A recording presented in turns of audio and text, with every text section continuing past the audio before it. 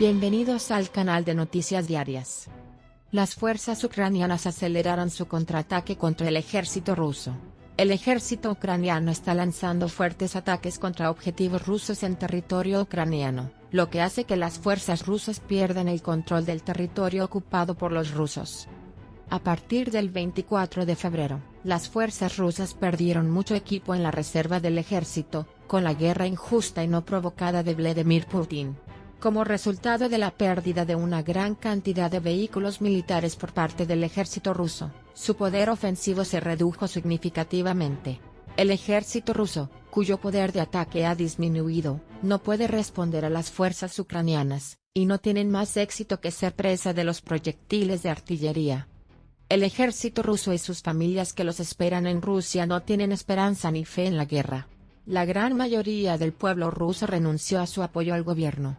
El gobierno del Kremlin quiere recuperar el apoyo de la gente para el gobierno tomando algunas decisiones para verse lindo ante el pueblo ruso.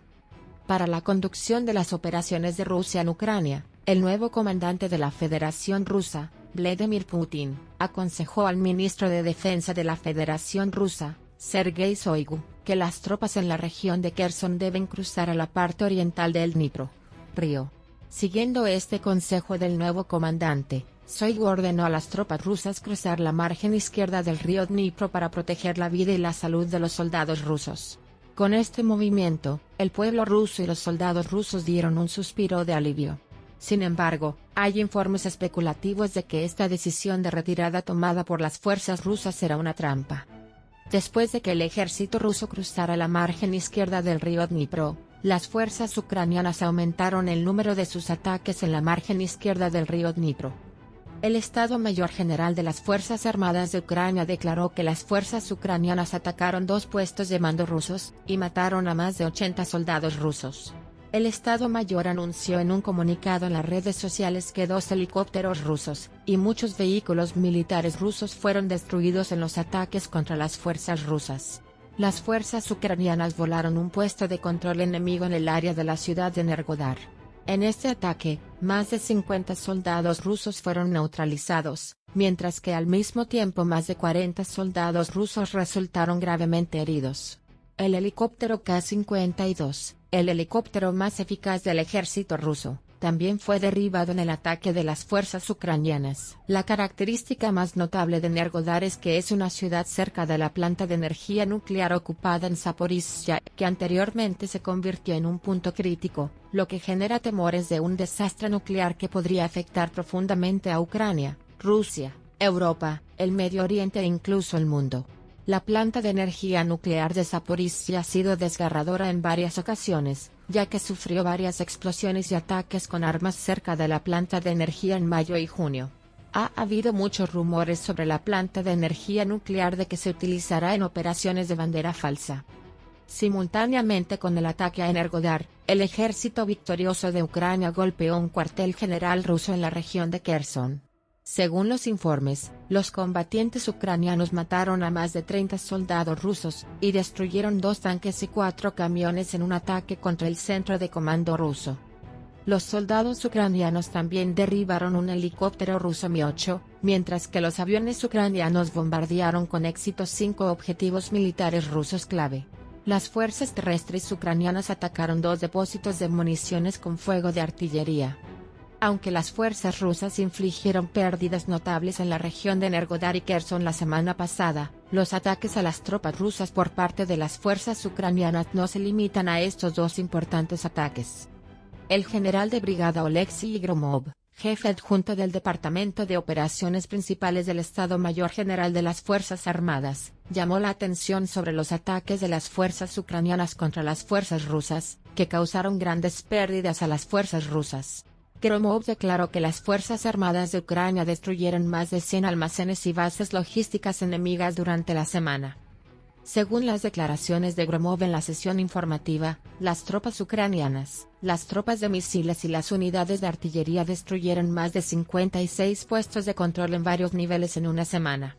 Además, el ejército ucraniano destruyó con éxito alrededor de 120 almacenes y bases logísticas del ejército ruso, varios objetivos individuales y la fuerza ofensiva de las fuerzas rusas. Después de que las fuerzas terrestres ucranianas destruyeran con éxito objetivos terrestres rusos, las unidades de defensa aérea del ejército ucraniano destruyeron 53 objetivos aéreos, incluidos misiles, vehículos aéreos no tripulados, aviones y helicópteros, durante la semana. El ejército ruso lanzó un total de 17 misiles esta semana y desplegó 50 drones en suelo ucraniano. Las fuerzas de defensa aérea ucranianas atacaron el 24% de los misiles lanzados por las fuerzas rusas, y el 50% de los drones volados. A medida que el ejército ucraniano intensifica sus operaciones exitosas, el plan de invasión de Putin, promocionado como una operación militar especial, está en camino de convertirse en un desastre militar especial. Con el evidente fracaso del ejército ruso en la guerra de Ucrania, el gobierno del Kremlin ahora organiza regularmente un desfile del Día de la Victoria para conmemorar la victoria del Ejército Rojo Soviético sobre la Alemania nazi en la Segunda Guerra Mundial. Siempre ha habido grandes derrotas en la historia de Rusia. Desde el siglo XIII, cuando el país fue invadido por los mongoles, hasta la Guerra de Crimea en el siglo XIX, Rusia sufrió terribles derrotas. Rusia solo luchó durante 3 años en la Primera Guerra Mundial, y en las primeras semanas de la Primera Guerra Mundial, en agosto de 1914, Rusia vio su primer y segundo ejército casi destruidos en la batalla de Tannenberg. Rusia perdió más de 170.000 hombres en esta guerra. Ahora, más de un siglo después de la Primera Guerra Mundial, la guerra de Vladimir Putin en Ucrania está en camino de ser tan devastadora y humillante para Rusia como la Primera Guerra Mundial. Estados Unidos dice que el ejército ruso ha perdido más de 100.000 de sus soldados desde que Rusia comenzó su invasión hace casi 9 años. La declaración estadounidense se produjo poco antes de que el Ministerio de Defensa ruso anunciara que sus tropas habían comenzado a retirarse de Kherson, la primera ciudad y la única capital regional capturada por Rusia durante el conflicto.